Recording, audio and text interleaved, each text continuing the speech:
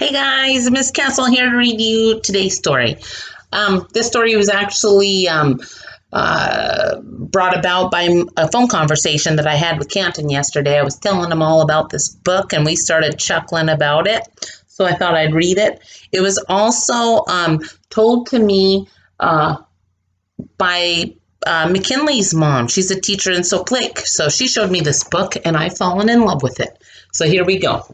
The Princess and the Pig by Jonathen Emmett and Polly Bernatene.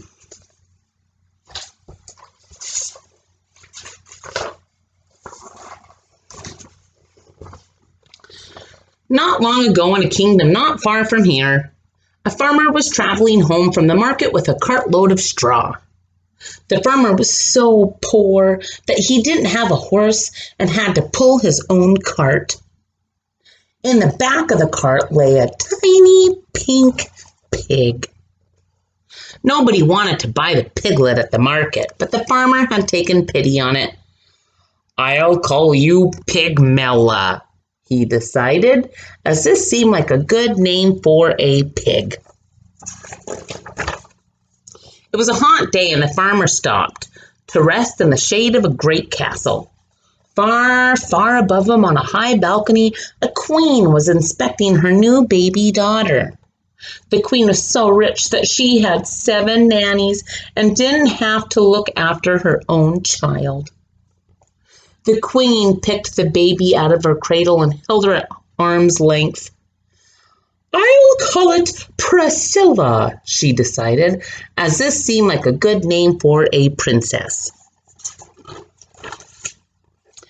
A moment later, a wet, squelchy noise came from the baby's diaper, close by an awful smell. "Yuck!" shrieked the queen, dropping the baby and running off to find the royal nannies.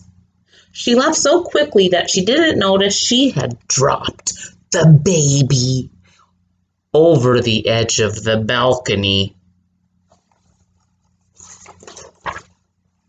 Down, down, down went the baby into the farmer's cart, and up, up, up flew the piglet into the princess's cradle.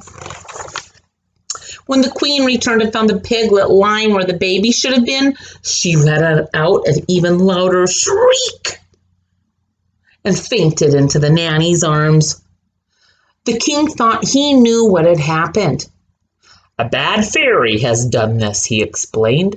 "The fairy wasn't invited to the princess's christening, so she turned the baby into a piglet to get her revenge. It's the sort of thing that happens all the time in books." Sleeping Beauty. Meanwhile, the farmer had returned home and was surprised to discover a baby girl lying where the piglet should have been. The farmer's wife thought she knew what had happened. "A good fairy has done this," she explained. "The fairy knew how poor and honest we are and how badly we wanted a child. So she turned the piglet into a baby. It's the sort of thing that happens all the time in books." Thumbelina. And so without a second thought, the baby became Pigmella, the farmer's daughter, and the piglet became Priscilla, the royal princess. It wasn't long before Pigmella was able to eat, walk, and get dressed all by herself. And the farmer and his wife soon forgot that she had ever been a pig.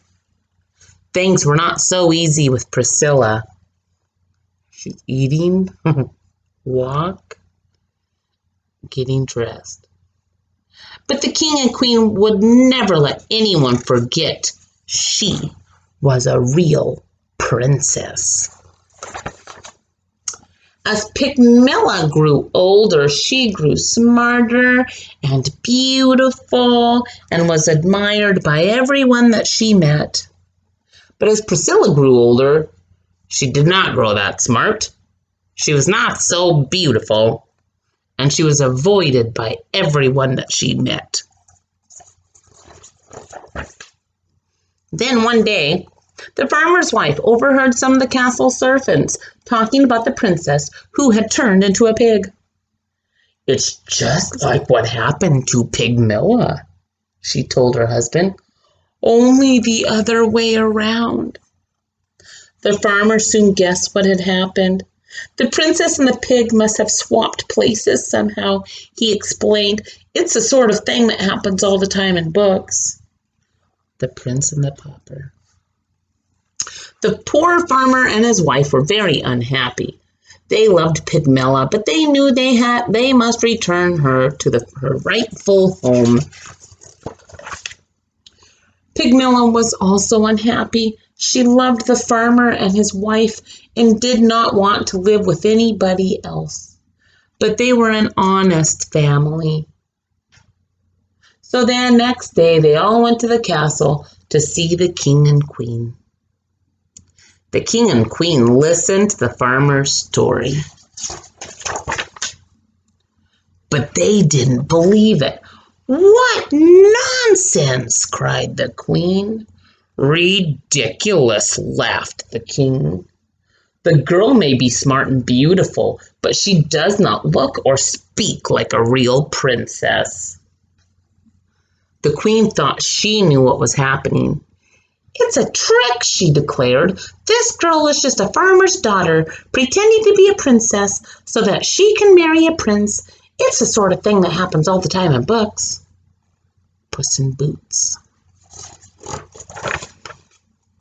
And so Pigmilla returned home with the farmer and his wife, where she married a young shepherd and lived happily ever after, and never once wished that she'd been a princess. Whoops.